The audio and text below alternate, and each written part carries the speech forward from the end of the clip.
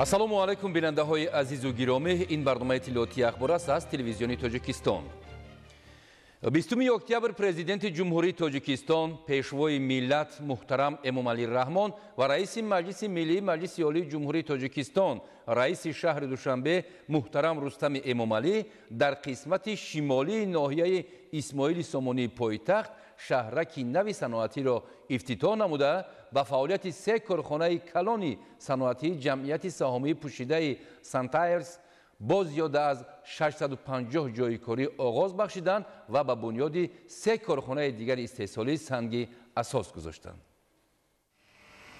20 октябр президенти ҷумҳурии Тоҷикистон, пешвои миллат муҳтарам Эмомалӣ Раҳмон ва раиси маҷлиси миллии маҷлиси олии ҷумҳурии Тоҷикистон, раиси шаҳри Душанбе муҳтарам Рустами Эмомалӣ дар қисмати шимолии ноҳияи Исмоили Сомонии пойтахт шаҳраки нави саноатиро ифтитоҳ намуда, ба фаъолияти 3 корхонаи калони саноатии ҷамъияти саҳомии пӯшидаи Сантайлз бо зиёда аз 650 ҷойи корӣ оғоз бахшиданд.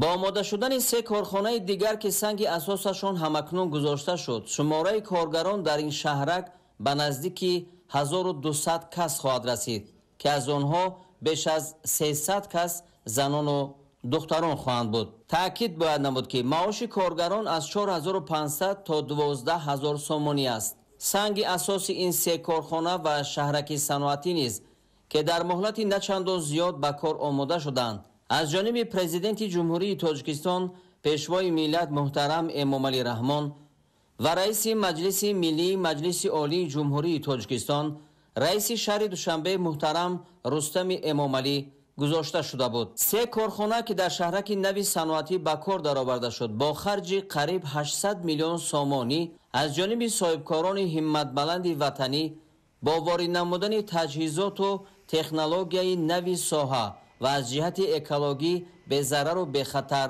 بنیاد یافتند. مبلغ عمومی برای این 3 کارخانه فعال گردیده و 3 کارخانه دیگر که در مهلت کوتاه ساخته خواهند شد نزدیک 2 میلیارد سومانی را تشکیل خواهد داد. از 3 کارخانه فعال شده یکمش با 2 خط تکنولوژی و استحصالی برای تولید سفالک و کاشین‌ها و سرانید آماده شده است که محصولاتش عوض کننده واردات و هم به صادرات نگرانده می باشد. اقتدار استحصال سفالک و کاشین و سرانید در کارخانه در یک سال 6 میلیون و 500 هزار متر مربع را تشکیل می دهد که 3 میلیون و 500 هزار متر مربع سرانید می باشد. طور ذکر گردید حالا همه ساله بیش از 10 میلیون متر مربع سفالک و کاشین و سرانید به تاجیکستان از بیرون کشور وارد می شود و اکنون زیاده از 65% طلبات کشور به این محصولات در همین یک کارخانه قانع کرده می شود. در کارخانه سفالک و کاشین و سرانید که محصولاتش با طرح و نمای گوناگون و نقش و نگار ملی و جهانی آرایش داده می شود، از 11 نمود اشیاء خام استفاده می گردد که همه از داخل کشور با خرج نسبتاً کم دسترس می شود و این عامل باعث کاهش یافتن ارزش اصلی محصولات و ارزان شدن نرخ آن در بازار می گردد. ما تکنولوژی چاپی رسمی را استفاده می‌بریم که به ما امکانیت می‌دهد محصولات را بسیار برآوریم و با صفت بلند. در کارخانه ما نقش و نگار ملی را از نوسازی کرده در سفالک‌های خود در برابر نقش و نگارهای جهانی وارد کرده ایستاده‌ایم. کارخانه مذکور با استفاده از دستگاه و تجهیزات و تکنیک معاصر استحصالی به طلبات بین المللی جوابگوی مجهز گردانده شده. در تمام خط استحصالات تکنولوژی معاصر رقمی استفاده می شود. ارزش ساختمان و آماده سازی تنها همین کارخانه 500 میلیون سومانی را تشکیل می دهد. کارخانه تشخیصگاه خود را دارد که در آن از جمله 40 زن و دختر با استفاده از تجهیزات پیشرفته صفت اشیاء خام و هم محصولات تیار و مطابقت آن را به طلبات استانداردی سنجش میکنند. در این تشخیصگاه همچنین امکان است که تمام معدن‌های کوهی دیگر نیز سنجیده شوند. در آزمایشگاه 12 نفر لابورانت و مهندس کیمیاگران کار فعالیت می‌نمایند. وظیفه اساسی آزمایشگاه یعنی نظارت واردات اشیاء خام از قبیل کاولین، آهک، سنگ، دلامید و دیگر اشیاء خامی که واردات می‌شود برای استحصال صفالک زمینی، صفالک دیواری و اینچنین گازابلوک. همه همین رو خصوصیت فیزیک شیمیایی و شیمیایی آن رو معاین می‌نماییم. بعد از معاین نمودن اشیاء خام هر ساعت محصولات تیار نمونه‌گیری گرفته مطابق گوشت جاودگو بودن یا نبودن محصولات رو خلاصه برداری نموده پیشنهاد می‌نماییم. تجهیزات‌هایی که برای معاین نمودن خصوصیت‌های فیزیک کیمیایی هست تجهیزات‌های از زمانه‌ای میباشند. همه اینها از سنجش گذشته‌اند. اینچنین برای معاین نمودن تحلیل کیمیایی تجهیزات‌های رنگن فلورسنتی استفاده می‌بریم که استحصال انگل میباشد. در مدت 10 دقیقه نتیجه کیمیایی محصولات میتونیم نتیجه برداری کنیم. مقصد آزمایشگاه محصولاتی که کارخانه ما میبرد باید با تمام ضوابط جهانی استانداردی باید موافق باشد.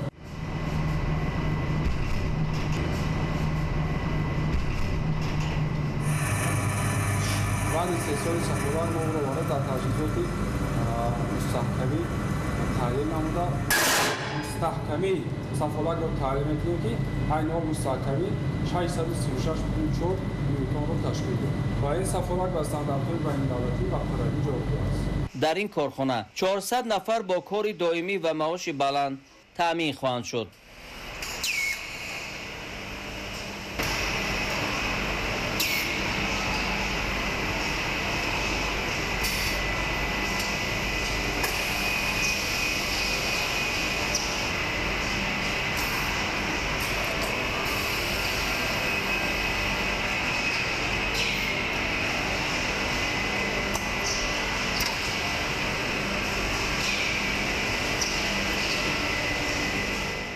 در تاریخ تاجیکستان کارخانه سنتز اولین کارخانه صفالکبرانی میباشد. در آن تکنولوژی معاصر زمانه‌ای به نظر گرفته شده است. برای آموزاندن متخصصان بسیاری متخصصان ما به دولت جمهوری خلقی خیتای سفربر کرده از آنجا تکنولوژی زمانه‌ای را آموخته و آنها آموزانده و به کار جلب کردیم. نگفته نماند در خط استحصال صفالکبرانی ما از جمله بانوان زنان را بسیارتر به کار جلب کرده هستیم. خط استحصالی صفالک‌ها با انگیز به نظر گرفته شده است که این تکنولوژی معاصر زمانه‌ای میباشد.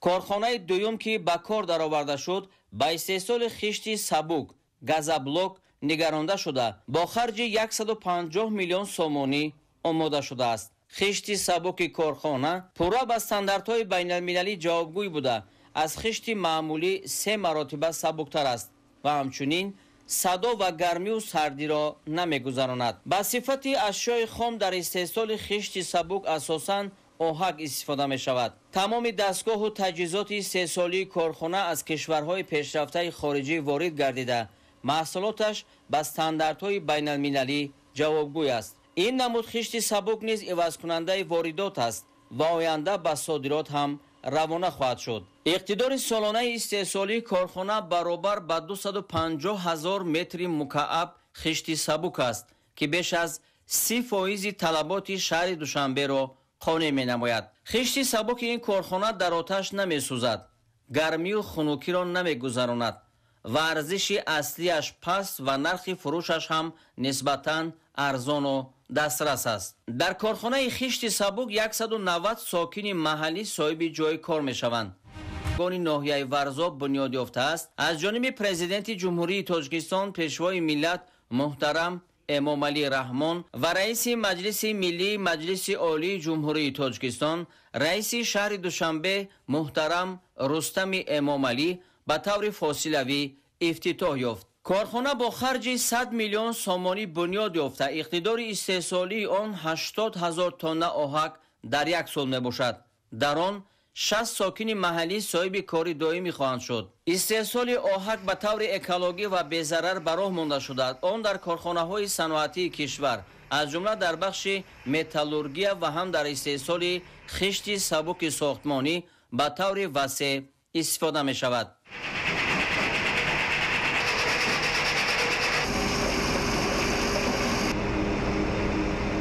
کارخانه ما اشیاء خام رو از نزدیکی خودمون که نزیاده از 2 کیلومتر آورده در اینجا تیار میکنیم با پیچکوها و بعدا با زوادهایی که با وابست به اینن از جانب کافل تیار کنی، سیمین تیار کنی و گاز بلوک تیار کنی با اونجا روانه میکنیم.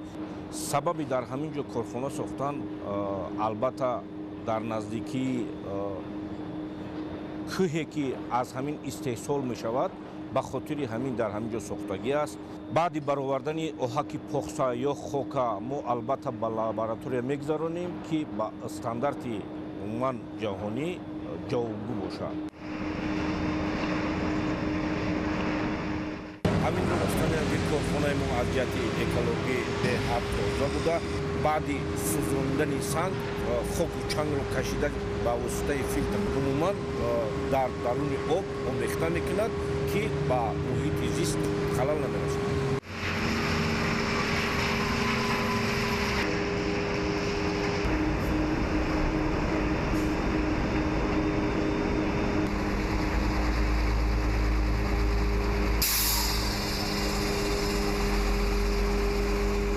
پس از به کار درآوردن 3 کارخانه و شناسایی با محصولات آنها، پرزیدنت جمهوری تاجیکستان پیشوای ملت محترم امامعلی رحمان و رئیس مجلس ملی مجلس عالی جمهوری تاجیکستان رئیس شهر دوشنبه محترم رستم امامعلی به ساختمان 3 کارخانه دیگری صنعتی سنگ اساس گذاشتند که هر سه با تکنیک و تجهیزات و تکنولوژی های معاصر به استحصال محصولات عوض کننده واردات و صادراتی مشغول خواهند شد. هر 3 کارخانه که یکی برای استحصال و غنیگردانی کوارتز، دومی شیشه های پنلی و سومش برای تولید ظرف‌های شیشگی پیش بینی شده‌اند، یک سلسله به هم علاقمند را تشکیل می‌دهند، زیرا از محصولات همدیگر در روند استحصالی استفاده می‌کنند. کارخانه ها بسا کلان حجم خواهند بود، زیرا آنها با خرج بیش از 1 میلیارد و 100 میلیون سومانی آماده خواهند شد. برای بنیاد کارخانه کوارتز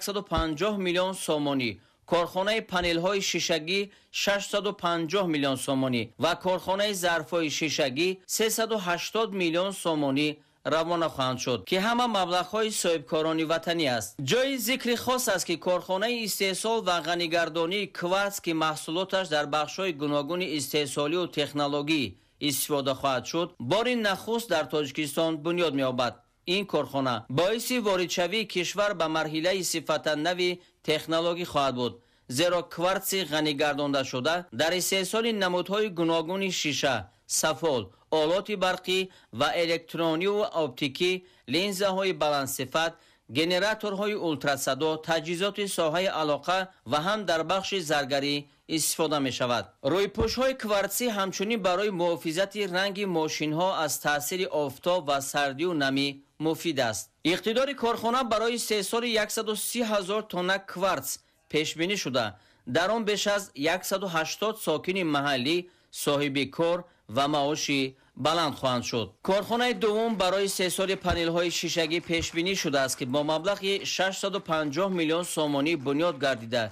اقتدار سالانه آن 10 میلیون متر مربع شیشه با قطر و اندازه های گوناگون می باشد. در این کارخانه بیش از 150 شهروند تاجیکستان صاحب کار دائمی خواهند شد. پنل های شیشگی از این کارخانه از کوارتز غنیگردانده شده کارخانه همسایه‌اش استحصال شده، محصولات از جهت تکنولوژی بلند صفت و دایره استفادهش خیلی وسیع می باشد. شیشه های این کارخانه نه تنها در ساختمان بینای و انشاءات بلکه در تکنیک و تجهیزات گوناگون برقی، الکترونی و آپتیکی و عموما استحصال تکنولوژی عالی استفاده می شود. کارخانه استحصال شیشه های پنلی نخستین کارخانه نوع خود در تاجیکستان بوده. محصولات آن دارای اندازه، حجم، قفسی و رنگ های گوناگون خواهد بود. کارخانه امکانیت دارد شیشه های پنلی تفسانیده شده با آتش و گرمی و خنکی تاب‌آور را با رنگ های سیاه، یاددار و غیره طبق فرمایش به مزاجان خود استحصال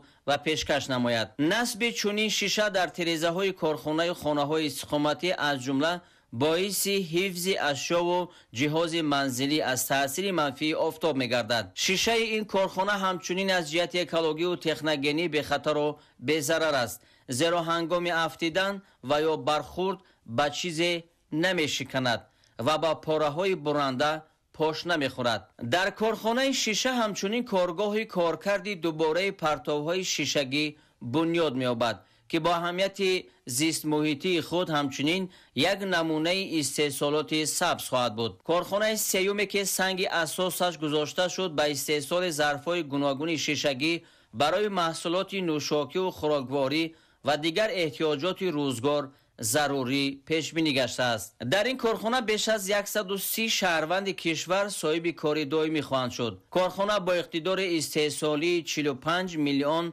لیتر ظرف‌های شیشگی اندازه و گنجایششان گوناگون در یک سال آماده خواهد شد. این حجم استحصال امکان می‌دهد که احتیاجات تاجیکستان به ظرف‌های شیشگی 100% قانع کرده شود، زیرا طبق معلومات آماری حال و همساله در حجم حدود 40 میلیون لیتر این محصولات از خارج کشور وارد می شود. گذشته از این ظرف‌های شیشگی این کارخانه کاملا زمانوی بوده. از محصولات قبلی که در زمان گذشته استفاده می شد با کلی فرق می کند. به سرور دولت محترم امام علی رحمان اطلاع دادند که در بالای بام هر سه کارخانه بنیاد شونده پنل های آفتابی نصب کرده خواهد شد که 30,000 کیلووات برق استحصال خواهند کرد. این شهرک نوی صنعتی همچنین دارای منبع دیگری خودی نیروی برق خواهد بود، زیرا گرمی که در آتشدانها برای استحصال محصولات حاصل می شود به تولید نیروی برق نیز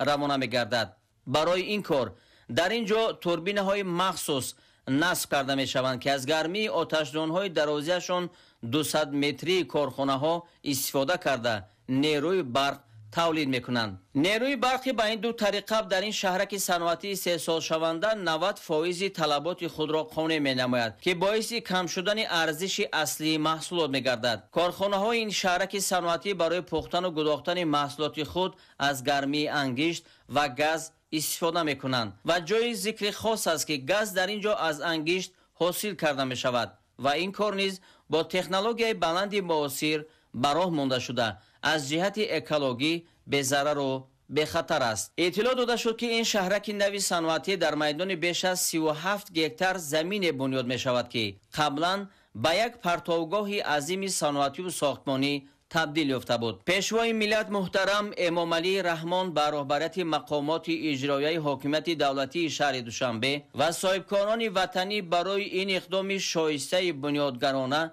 اظهار سپاس نموده با خوشنودی تاکید داشتند که اکنون در اینجا یک شهرک زیبا و دلکش و از جهت تکنیکی و تکنولوژی نمونوی قامت می افرازد که بازگوی از رشد و نموی نوی صنعتی و اقتصادی و اجتماعی تاجیکستان عزیز است. بیننده های عزیز، برابر رسیدن خبر گزارش های تازه در نشرهای من بعد برنامه اخبار ما شما را آشنا می سازیم. سلامت باشید.